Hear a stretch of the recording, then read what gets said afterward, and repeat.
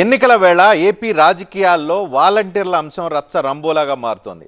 పెన్షన్ల విషయంలో వాలంటీర్లను నియంత్రిస్తూ ఈసీ ఇచ్చిన ఆదేశాలు పొలిటికల్గా అగ్గిరాజేశాయి. పేదలపై కూటమి కుట్ర అంటూ పాలకపక్షం అంటుంటే రాజకీయం చేస్తున్నారని ప్రతిపక్షం మండిపడుతోంది. దీంతో పెన్షన్ల పంపిణీ ఎన్నికల ఎజెండాగా మారుతున్నట్లుగా కనిపిస్తోంది. ఏపీలో వాలంటీర్ల రచ్చ అంతకంతకు ముదురుతోంది.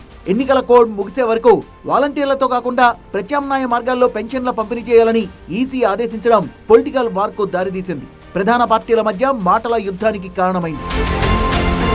గతంలో మాదిరిగా ప్రజలు అవస్థలు పడాలన్నదే టీడీపీ అభిమతమని, అందుకే కుట్రతో వాలంటీర్లపై ఫిర్యాదు చేశారని ఆరోపిస్తున్నారు వైసీపీ నేతలు.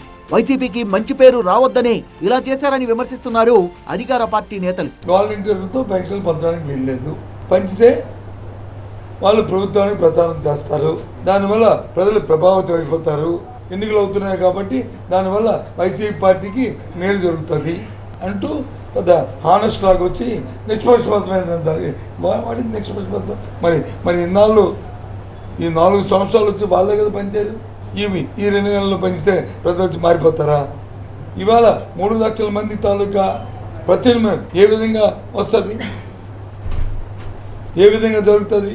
అయితే ఈసీ ఆదేశాలతో తమకేం సంబంధం లేదంటున్న టీడీపీ వాలంటీర్లను రాజకీయ అవసరాలకు వాడుకోవద్దని మాత్రమే ఈసీ చెప్పిందని, పెన్షన్ల పంపిణీ ఆపాలని ఎక్కడా చెప్పలేదని స్పష్టం చేస్తున్నారు కూటమి నేతలు. అంతేకాదు తమపై తప్పుడు ప్రచారం చేస్తున్నారంటూ ఈసీని కలిసి ఫిర్యాదు చేసింది టీడీపీ నేతల బృందం. ఎలక్షన్ కమిషన్ వాలంటీర్లను పెన్షన్ పంపిణీ విషయంలో దూరంగా పెట్టమని మాత్రమే చెప్పింది.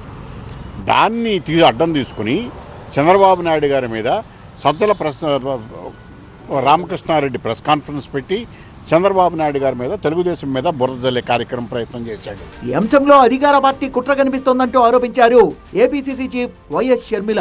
కావాలనే పెన్షన్ల పంపిణీ ఆపి ఆ నెపాన్ని ప్రతిపక్షాలపైకి నెట్టేసే ప్రయత్నం చేస్తున్నారని, తద్వారా ఎన్నికల్లో లబ్ధి పొందే ప్లాన్ చేస్తున్నారని విమర్శించారు షర్మిల. అధికారులు పెన్షన్ పంపిణీలు చేసే విషయంలో కావాలనే జాప్యం చేస్తే అది ప్రతిపక్ష పార్టీలకు హాని చేస్తుంది, వైసీపీకి మేలు చేస్తుంది. కాబట్టి దీంట్లో ఒక కుట్ర కోణం ఉంది అని కాంగ్రెస్ పార్టీ ఆరోపణ చేస్తుంది. ఓవైపు వైసీపీకి మద్దతుగా చాలా చోట్ల వాలంటీర్లు తమ ఉద్యోగాలకు రాజీనామా చేస్తుండడం రాజకీయంగా మరిన్ని మంటల్ని రాజేస్తోంది. మెల్లమెల్లగా ఈ పెన్షన్ల అంశం ఎలక్షన్ అజెండాగా మారుతుండడంతో మున్ముందు ఈ ఎపిసోడ్ ఏ మలుపు తీసుకుంటుందో చూడాలి. ఎన్నికల ఎజెండాగా మారుతున్న వాలంటీర్ వ్యవస్థ, అదేవిధంగా దీని చుట్టూ జరుగుతున్న రాజకీయం, మొత్తంగా ఎన్నికల కమిషన్ నిర్ణయం తీసుకోవడానికి ప్రధాన కారణమైన సిటిజన్ ఫర్ డెమోక్రసీ అనే సంస్థ నుంచి మనతో ఎల్వి సుబ్రహ్మణ్యం మనతో లైవ్లో జాయిన్ అయ్యారు. ఆయన ఆంధ్రప్రదేశ్ ప్రభుత్వంలో చీఫ్ సెక్రటరీగా పనిచేశారు. ప్రస్తుతం వైఎస్ జగన్మోహన్ రెడ్డి క్యాబినెట్కి సంబంధించిన చీఫ్ సెక్రటరీగా కూడా ఆయన పనిచేసి ఉన్నారు. ప్రస్తుతం రిటైర్ అయి ఉన్నారు. ఆయనతో డిబేట్లోకి వెళ్ళడానికి ముందుగా అసలు ఎవరు ఈ వాలంటీర్లు, ఎందుకు ఈ వ్యవస్థ మీద ఇంత అనుమానాలు వస్తున్నాయి, వీళ్ళు చేసే పనులేంటో ఒకసారి క్లుప్తంగా చూద్దాం. వాలంటీర్ వ్యవస్థ 2019 జూన్లో జగన్మోహన్ రెడ్డి అధికారంలోకి వచ్చిన తర్వాత జీవో నెంబర్ 104ను విడుదల చేయడం ద్వారా ఈ వ్యవస్థ వచ్చింది. మొత్తం నవరత్నాలు ఏవైతే జగన్మోహన్ రెడ్డి ఎన్నికల మేనిఫెస్టో ఏవైతే ఉన్నాయో వాటిలో నవరత్నాలు కీలకం. ఈ నవరత్నాలను ప్రజలకు చేరవేయటం, అంటే లబ్ధిదారులకు చేరవేయటమే ఈ వాలంటీర్లు చేసే ముఖ్యమైన విధి. ఈ విధులు అనేది 2019 ఆగస్టు 15 నుంచి వాలంటీర్లు రాష్ట్ర వ్యాప్తంగా పనిచేయటం మొదలుపెట్టారు. అయితే ఈ పనిచేస్తూ ఎంపిక ఎలా జరిగింది అని చెప్పి చూస్తే కనుక 18 నుంచి 35 ఏళ్ల వయసు ఉన్నవాళ్ళు, 10వ తరగతి మినిమం అర్హత ఉండాలి, ఆ స్థానికంగా ఏ గ్రామానికి సంబంధించిన వాళ్ళైతే ఆ గ్రామానికి సంబంధించిన లోకల్ పర్సన్ అయి ఉండాలి, వాళ్ళకి గౌరవ వేతనంగా 5,000 మాత్రమే ఇస్తారు. మొత్తం ఒక్కొక్క వాలంటీర్ 50 కుటుంబాలకు సంబంధించిన జోన్ను వాళ్ళు పర్యవేక్షించాల్సి వస్తుంది. అక్కడ ఉన్న లబ్ధిదారులు కావచ్చు, అక్కడ ఉన్న వెల్ఫేర్ స్కీమ్స్ డిస్ట్రిబ్యూషన్ కావచ్చు, కేవలం 50 కుటుంబాలకు సంబంధించిన రిప్రజెంటేటివ్గా ఈ పర్సన్ వాలంటీర్ ఉండే అవకాశం ఉంది. వాలంటీర్ నియమించారు. ఇలా మొత్తం 2,66,000 మందిని నియమించారు. మొత్తం 15,004 సచివాలయాల్లో 15,004 సచివాలయాల్లో 50 కుటుంబాలకు ఒక్కళ్ళు చొప్పున 2,66,000 మంది స్థానికంగా, అంటే ఆ గ్రామానికి సంబంధించిన వ్యక్తి కావటం వల్ల ఆ గ్రామంలో ఆ 50 మందిని మానిటర్ చేయటం, అక్కడే ఉండటం, నివాసం ఉండటం వల్ల మానిటర్ చేయటం ఈజీ ఉంటుందన్న ఉద్దేశంతో జగన్మోహన్ రెడ్డి ప్రభుత్వం వాలంటీర్ వ్యవస్థను తీసుకొచ్చిన సందర్భంలో జీవో నెంబర్ 104 ద్వారా ఈ మొత్తం నియామకాలు జరిపిన పరిస్థితి కనిపిస్తుంది. అప్పటి నుంచి ఇప్పటి వరకు వీళ్ళందరూ ఈ పనులు చేస్తున్నారు. ఏం పనులు చేస్తున్నారు, ఏం సేవలు ఇస్తారు?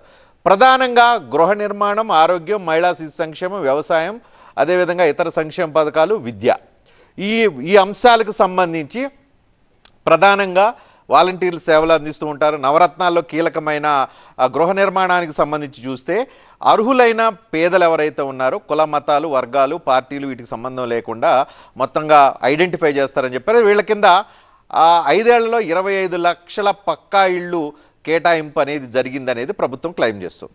అదేవిధంగా వ్యవసాయం గురించి కనుక చూస్తే వైఎస్ఆర్ రైతు భరోసా కింద పెట్టుబడి సాయం 50,000, పంట బీమా, రైతన్నలకు వడ్డీ లేని పంట రుణాలు, రైతులకు ఉచితంగా బోర్లు వేయించడం లాంటి కార్యక్రమాలు నిర్వర్తిస్తారు. ఇక ఆరోగ్యంలో చూస్తే ఆరోగ్యశ్రీ ద్వారా ఉచిత విద్య, ఎక్కడ చేయించుకున్న వాళ్ళకి ఆరోగ్యశ్రీ పరిధిలోకి వాళ్ళు అర్హులా కాదా అనేది ఎంపిక అనేది ఇక్కడ కూడా వాలంటీర్ చేసే అవకాశం కనిపిస్తుంది. ఇక మహిళా శిశు సంక్షేమం కింద చూస్తే వైఎస్ఆర్ ఆసరా, చేయూత పథకాలు, అంటే దట్ మీన్స్ పొదుపు రుణాలు, డ్వాకాకు సంబంధించిన పొదుపు రుణాలు 4 దఫాలుగా ఏవైతే డబ్బులు వస్తున్నాయో వాటన్నిటికీ సంబంధించిన ఎంపిక, అదేవిధంగా 45 సంవత్సరాలు నిండిన బీసీ, ఎస్సీ, మైనారిటీ వర్గాలకు ఇచ్చే చేయూతకు సంబంధించిన బెనిఫిషరీస్ వీటన్నిటిని ఐడెంటిఫై చేయడానికి ఉపయోగిస్తారు. ఇక విద్య కింద చూస్తే అమ్మఒడి స్కీమ్ కావచ్చు, ఫీజు రియంబర్స్మెంట్ కావచ్చు, వసతి భోజనంకు సంబంధించి 20,000 ఇచ్చే కార్యక్రమం కావచ్చు, వీటన్నిటిని ఈ ఎవరైతే వాలంటీర్లు ఉన్నారో ఇప్పటి వరకు ఈ 5 సంవత్సరాలుగా వాళ్ళు పర్యవేక్షిస్తూ వచ్చారు. ఇక ఈ వాలంటీర్ వ్యవస్థ మీద ఇప్పుడు వివాదం వచ్చిన నేపథ్యంలో గతంలో ఎప్పుడెప్పుడు ఏం వివాదాలు వచ్చినాయి ఉమ్మడి రాష్ట్రాలుగా ఉన్నప్పుడు 2004లో ఆదర్శ రైతు అనేప్పుడు వైఎస్ రాజశేఖర రెడ్డి ప్రభుత్వం తీసుకొచ్చిన ఆదర్శ రైతు అనేది కూడా అత్యంత వివాదాస్పద అంశంగా మారింది. అక్కడ కొంతమందికి పార్టీలకు సంబంధించిన వ్యక్తులకు మాత్రమే అవకాశాలు కల్పిస్తున్నారు, రైతు కమిటీల్లో పెట్టారు, ఆదర్శ రైతులుగా గుర్తిస్తున్నారని అప్పుడు అతిపెద్ద వివాదంగా ఉంది. ఆ తర్వాత తెలుగుదేశం ప్రభుత్వం రాష్ట్ర విభజన తర్వాత ఆంధ్రప్రదేశ్లో జన్మభూమి కమిటీలను తీసుకొచ్చినాయి. ఈ జన్మభూమి కమిటీలుగా తెలుగుదేశం కమిటీలు, తెలుగుదేశం పార్టీకి సంబంధించిన వ్యక్తులు ఈ కమిటీల్లో ఉండి లబ్ధిదారుల ఎంపికలో వీళ్ళు ఇన్ఫ్లుయెన్స్ చేస్తున్నారని చెప్పి అప్పుడు పెద్ద ఎత్తున ఆందోళన జరిగింది. తెలంగాణలో చూసుకుంటే బీఆర్ఎస్ అధికారంలో ఉన్నప్పుడు 2018లో రైతు సమన్వయ సమితులు ఏర్పాటు చేసింది. ఈ రైతు సమన్వయ సమితులు కేవలం బీఆర్ఎస్ నాయకులకు సంబంధించిన వాళ్ళే ఇక్కడ ఉంటున్నారు, వాళ్ళు మార్కెట్ యార్డుల దగ్గర ఇన్ఫ్లుయెన్స్ చేస్తున్నారు, బీఆర్ఎస్కు సంబంధించిన వ్యక్తులకు మాత్రమే అక్కడ పథకాలు, లేకపోతే అక్కడ రేటు, అక్కడ పంటకు సంబంధించిన ఇతరత్ర బెనిఫిట్లు వచ్చేలాగా చేస్తున్నారు అనేది ఆరోపణలు వచ్చాయి. ఇప్పుడు 2019లో ఆంధ్రప్రదేశ్లో వాలంటీర్ వ్యవస్థ మీద ఇప్పుడు వివాదం మనం చూస్తూనే ఉన్నాం. సో ఏంటి ఈ వివాదం ఎందుకు వచ్చింది? సిటిజన్ ఫర్ డెమోక్రసీ అనే సంస్థ ఏదైతే ఉందో ఈ సంస్థ ఎలక్షన్ కమిషన్కు ఒక లెటర్ రాసింది. కరెక్ట్గా 4 రోజుల క్రితం ఒక లెటర్ రాసింది. ఈ లెటర్ మేరకు 3 కీలకమైన అంశాల మీద ఎన్నికల కమిషన్ కొన్ని ఉత్తర్వులు జారీ చేసింది. ఈ ఉత్తర్వుల ప్రకారం చూస్తే లబ్ధిదారులకు పెన్షన్ సహా ఎలాంటి నగదు పంపిణీలో వాలంటీర్లు పాల్గొనకూడదు అనేది ఒక అంశం.